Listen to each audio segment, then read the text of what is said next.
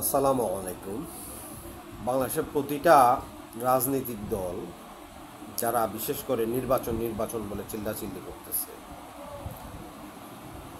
তারা অন্তর্বর্তী সরকারের শুধু ভুলই দেখতেছে, ব্যর্থতা দেখতেছে, কিন্তু সফলতা দেখে নেই। তারা বুকে হাত দিয়ে বলতে পারবে না গত 15 বছরে রমজান মাসে এতটা স্বস্তিদায়ক অবস্থান ছিল যা আজকে আছে। বাজারের প্রতিটা পণ্যের দাম জনগণের ক্রয় ক্ষমতার ভিতরে। এই জিনিসটা ওই নির্বাচন চাইয়া আবেদন জাতীয় দলের চোখে ও কানে পড়ে না। তারা শুধু আফসোস লীগের মতো ভুলটাই দেখতে পায়। আর আইন শৃঙ্খলা বিশৃঙ্খল যে পরিস্থিতি, এটার সাথে তো তারাও জড়িত। চাঁদাবাজি, টেন্ডারবাজি, টেম্পো স্ট্যান্ড দখল, এগুলা কে করতেছে? এগুলা তো অন রেকর্ড, ক্যামেরায় রেকর্ড আছে কারা করতেছে, কাদের লোকবল দ্বারা এই দখল বাণিজ্য হচ্ছে। তারা কেন নির্বাচন নির্বাচন বলে ঘেউ ঘেউ ঘেউ ঘেউ করতেছে?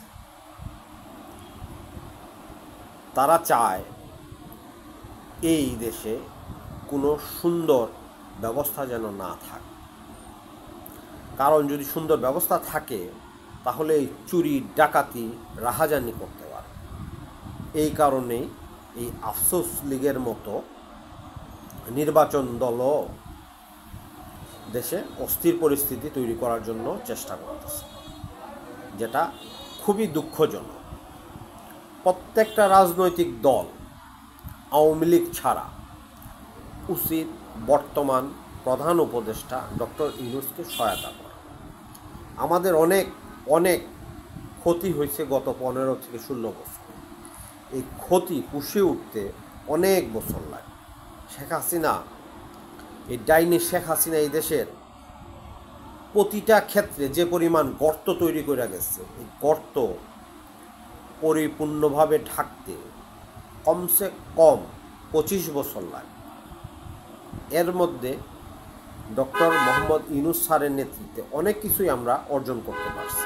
আজকে সরকারি সেবাগুলো খুব সহজে পাচ্ছি, এনআইডির সংশোধন সহজে পাচ্ছি, বাজারের দ্রব্যমূল্য সহজ হচ্ছে, বিদ্যুৎ এই রমজানে এখন পর্যন্ত সেইভাবে যায় নাই। তার মানে উন্নয়ন ঘটতেছে, আমরা এটা স্বীকার করতেছি না। আমরা কতটা অকৃতজ্ঞ, আজকে কথা বলতে পারতেছি আমরা, এই কথাও আমরা স্বীকার করতে পারতেছি না। এই নির্বাচন দল, তারা তো গত 16 বছর একটা বালুর ট্রাকই সরাইতে পারে নাই। তারা বাংলাদেশের মানুষের জনগণের চাহিদা পূরণ করবে, অধিকার প্রতিষ্ঠা করবে কিভাবে? এই ভরসা তো আমরা পাচ্ছি না। সুতরাং আমাদের উচিত এই অন্তর্বর্তী সরকারকে সহায়তা করা, যাতে করে একটা সুষ্ঠু পরিবেশ তৈরি করে জনগণের প্রতিনিধির হাতে ক্ষমতা হস্তান্তর করার একটা রাস্তা তৈরি করে, এবং এটা ন্যায়সঙ্গতভাবে প্রতিটা সংস্কার হওয়ার পর। তা আমি আহ্বান জানাবো সবাইকে যেন আমরা সরকারকে সহায়তা করি এবং নিজেদেরকে সংশোধন করি, যাতে করে আমরা আগামীর বাংলাদেশ একটা সুন্দর বাংলাদেশ করতে পারি। ধন্যবাদ। আসসালামু আলাইকুম।